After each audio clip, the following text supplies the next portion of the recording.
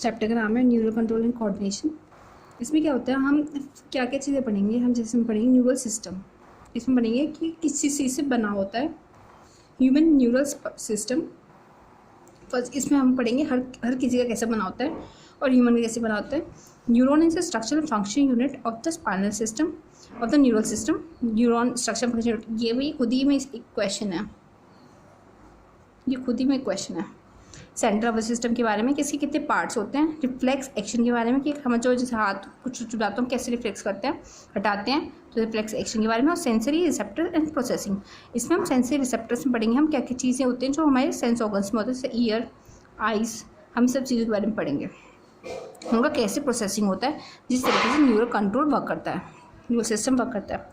As you know the function of the organ and organ system in a body must be coordinated to maintain homeostasis. Homeostasis होता है हमारे internal environment, body environment, किस तरीके से हम अपना मतलब बॉडी को मेंटेन, मतलब बॉडी काम करे, उसके लिए हमें ऑर्गन सिस्टम, हमें जितने भी ऑर्गन्स होते हैं सबका एक कोऑर्डिनेशन चाहिए होता है।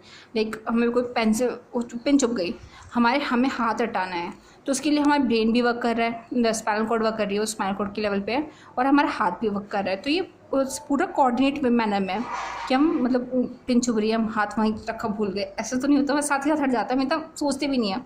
तो पूरा एक सिस्टम की वजह से है। Coordination is the process through which 2 or more organs interact and complement the function of another. Coordination क्या है, दो ऑर्गन कैसे इंटरेक्ट करते हैं और एक दूसरे को हेल्प करते हैं, कॉम्प्लीमेंट मतलब फ़ायदा करना एक दूसरे को, for the function of one, ताकि एक दूसरे काम कर सके। बेसिकली पूरा ऐड चल रहा है और पूरे मूवी का ये ऐड है, सबसे गंदा पार्ट है, इसे कुछ इंपॉर्टेंस नहीं है, और जो इंपॉर्टेंट होगी मैं लाइन कर दूँगी। ये वो ऐड चल रहा है। When we do physical exercise the energy demand is increase for maintaining and increase muscular activity, कि हम जब एक्सरसाइज करते हैं हमें एनर्जी की डिमांड होती है, तो हमें मिल जाती है because of this. The increase supply of the oxygen necessities and increase in the rate of respiration. जैसे हम एक्सरसाइज कर रहे हैं तो हमें रेट ऑफ रेस्पिरेशन बढ़ जाता है, हार्ट बीट बढ़ जाती है, ब्लड फ्लो बढ़ जाता है ब्लड वेसल के द्वारा, ये सब वही बोल रहा है। When physical exercise is stop, जब फिजिकल एक्सरसाइज बंद हो जाती है तो हमारे सब नॉर्मल लेवल पर आ जाता है। The activity of the nerves, lungs, heart and kidney gradually return to their normal condition. भाई सबको पता है कि हम एक्सरसाइज करते हैं हम सब कुछ बढ़ जाता है, रिलैक्स करते हैं तो सब कुछ नॉर्मल हो जाता है, सबको पता है, मगर ये बता रहे हैं क्योंकि ऐड दे रहे हैं, ये ऐड चल रहा है। Thus the function of the muscles, lungs, heart and blood vessels, kidney and the organs are coordinated by performing the physical exercise. इसलिए फिजिकल एक्सरसाइज करते वक्त या फिर हम कुछ भी कर रहे हैं तो हमारी हर चीज़ कोऑर्डिनेट वे में है। मतलब हम भाग रहे हैं तो मुझे मसल भी काम आ रही है, और हार्ट भी ब्लड ज़्यादा पंप करेगा, और लंग्स भी एक्सचेंज होगा, गैस एक्सचेंज होगा, ब्लड सप्लाई प्रॉपर होगी सो ऑर्गन को, ताकि हमें हेल्प मिल सके भागने के लिए। In a body the neural system and the endocrine system jointly coordinate. यहाँ अब आइए काम की line. In our body, the neural system and the endocrine system jointly coordinate and integrate all the activities of the organ so that they function in a synchronized fashion. इसमें केवल 2 बात important है, neural system, endocrine system, दोनों एक दूसरे की help करते हैं। भाई मतलब अगर न्यूरल सिस्टम में करेगा वहाँ पे एंडोक्राइन सिस्टम भी वर्क कर रहा होगा, ताकि हम नॉर्मल एक्टिविटीज़ कर सकें। मतलब दोनों एक दूसरे के बिना नहीं रह सकते, हम ये बोल सकते हैं। केवल यही बताने के सिर्फ दिल लंबी 3 लाइन लिखी है। The neural system provides an organized network of point-to-point connection for a quick coordination. Neural, अब यहाँ पे थोड़ी बात इंपॉर्टेंट है। न्यूरल सिस्टम में क्या होता है, एक न्यूरॉन दूसरे न्यूरॉन से पॉइंट टू पॉइंट कनेक्शन रखती है। मतलब ये हमारा एक्सॉन है, ये एक्सॉन है, ये वो न्यूक्लियस था, और यहाँ पे हमारे डेंड्राइट्स हैं, तो ये हमारा अटैचमेंट, तो दूसरा न्यूरॉन है, एक्सॉन है। तो ये जो कनेक्शन है एक दूसरे के साथ, ये पॉइंट टू पॉइंट है। यहाँ पे स्पेस होता है, वो साइनेटिक क्लेफ्ट या साइनेटिक स्पेस होता है, मगर हम ये बोलना चाह रहे हैं कि दोनों पास से पास कनेक्शन है। बस ये तो छोटी सी बात बताना चाहते हैं इसमें, ये पास टू पास है, ठीक है, ताकि क्विक कोऑर्डिनेशन हो सके। यहाँ से कोई आता है और मतलब कोई हमें ऑर्डर आया, वो इसके पास हो गया, इसको ट्रांसफ़र हो गया, तो ये पास टू पास है। तो ये इस चीज़ को बता रहा है, कुछ नहीं है। The endocrine system provides chemical integration.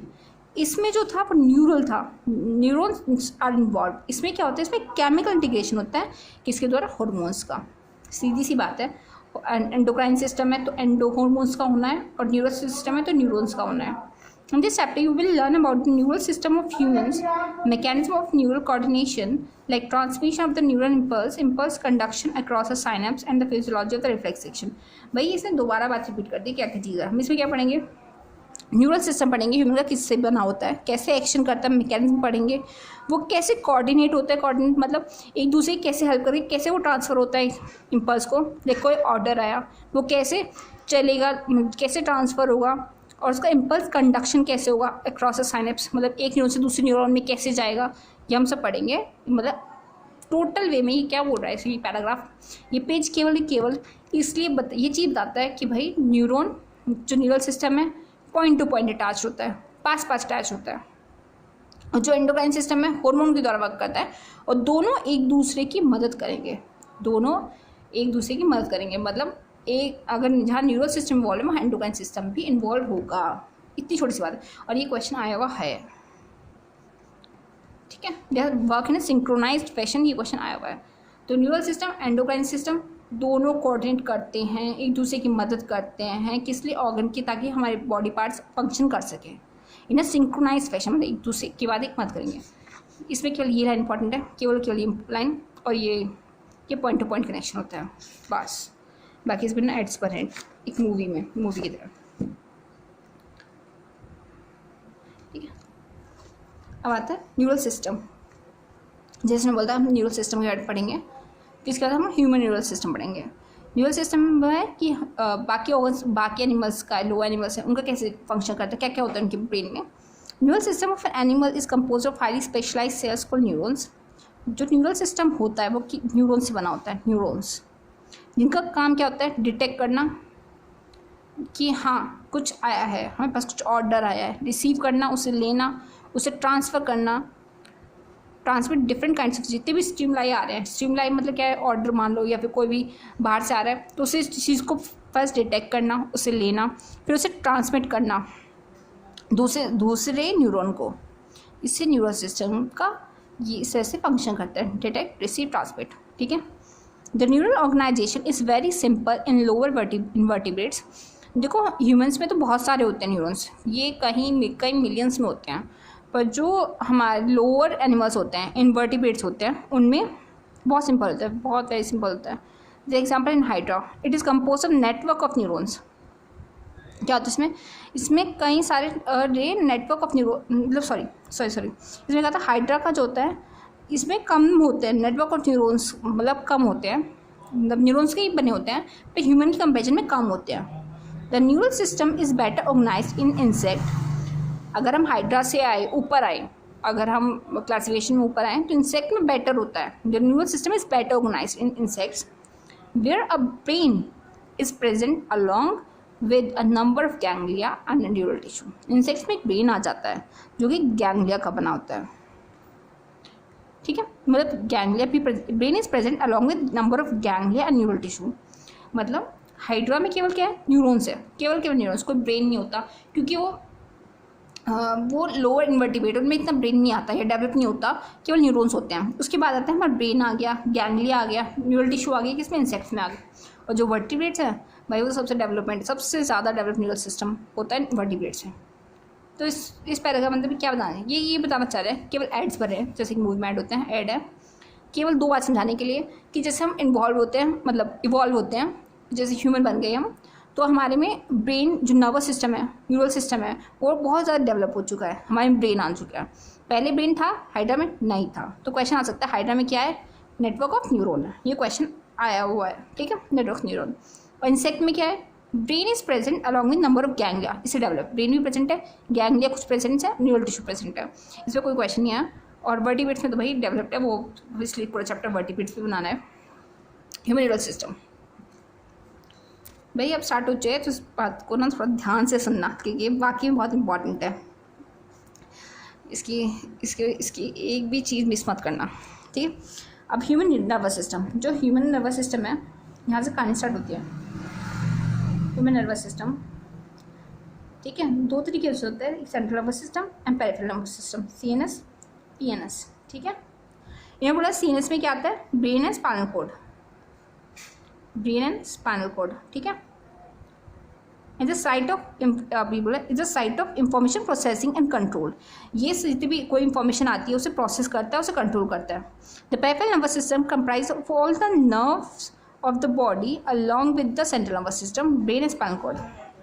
जो पेरिफेरल नर्वस सिस्टम होता है comprise of all the nerves of the body associate with the central nervous system. Peripheral nervous system में सारी की सारी नर्व्स आती हैं। ठीक है, ये आ गया। अब इसे डायग्राम में बताती हूँ। ये हमारा है ब्रेन, एक सही है, ये हमारा ब्रेन। ठीक है, ठीक है, ये हमारा स्पाइनल कॉर्ड। ठीक है, और हमारा यहाँ से निकलती है हमारी गैंग्लिया। ठीक है, तो ये क्या कहना चाह रहा है, ये कहना चाह रहा है कि ब्रेन और स्पाइनल कॉर्ड में आ गया सेंट्रल नर्वस सिस्टम। ठीक है, और उसके बाहर जो नर्व्स निकल रही है वो आता है पेरिफेरल नर्वस सिस्टम का पार्ट। समझ रहा है, कुछ इस डाउट तो नहीं है। ठीक है, अब ये आता है जैसे अब इसमें पेरिफेरल नर्वस सिस्टम में दो तरह के फाइबर्स होते हैं, एफरेंट और इफरेंट। एफरेंट फाइबर्स होते हैं जो लेकर जाते हैं इंफॉर्मेशन, मतलब एफरेंट फाइबर्स होते हैं जैसे मान लो कोई ऑर्गन है, ऑर्गन किडनी हो गई, कोई भी ऑर्गन ले लो, मान लो जिसमें मैंने किडनी ले ली। ठीक है, किडनी में कोई जैसे कोई चीज़ आती है, मतलब जो ऑर्गन के पास लाती है वो होती है एफरेंट, और जो लेके जाती है वो होती है इफरेंट। इफरेंट वाले ई माने जाना, ए माने आना। किसी भी ऑर्गन से रिलेट कर लो, स्किन से रिलेट कर लो, हमने कोई स्टिमुलाई दिया, ठीक है, तो इसके नीचे जो न्यूरॉन होगी वो इंफॉर्मेशन किसके वाले की जाएगी, ब्रेन के पास। ठीक है, तो वो ऑर्गन से क्या जा रही है, दूर।